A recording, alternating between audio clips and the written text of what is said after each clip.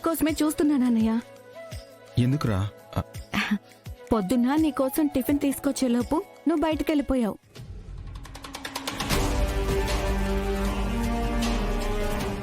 అదా, చిన్న పనుండి వెళ్ళానురా. సరే రా అన్నయ్య, టిఫిన్ వడ్డిస్తాను. ఇప్పుడు ఆకలిగా లేదు, తర్వాత తింటానులే. ఏమైందన్నయ్య, ఎందుకలా ఉన్నావు?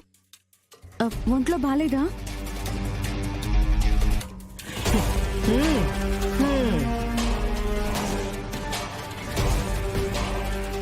ఒంటికేం కండలు పట్టి గట్టిగానే ఉన్నాడు, కానీ పాపం మనసే బాగోలేనట్టుంది.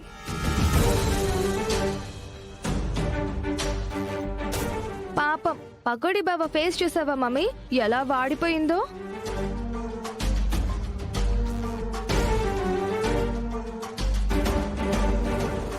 వాడిపోక ఏమవుతాదమ్మీ? ఈ అబ్బి తెలుసుకోవాల్సిందేందంటే కండబలం గుండె బలం కన్నా డబ్బు బలం చాలా గొప్పదని. జేబులో చిల్లరికి గతి లేకుండా లక్షలు ఖర్చయ్యే మ్యాటర్లో తలదూరిస్తే ఇగో మొహం ఇట్నే మాడిపోతాది మరి.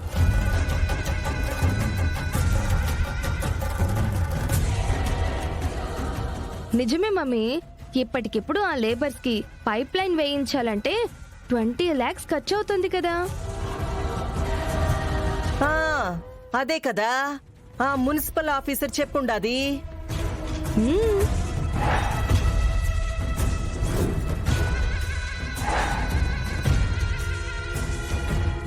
అట్ట షాక్ ఇచ్చి చూస్తావేందబ్బి? ఇంట్లో కాలు కదపకుండా కూర్చున్న నాకు నువ్వు మున్సిపల్ ఆఫీసర్ని కలిసిన విషయం అప్పుడే ఎట్టా తెలిసిపోయినాదనా? మా మమ్మీ నెట్వర్క్ చాలా పవర్ఫుల్ పకోడీ అని బాబుకి ఇప్పుడే అర్థమైందమ్మా.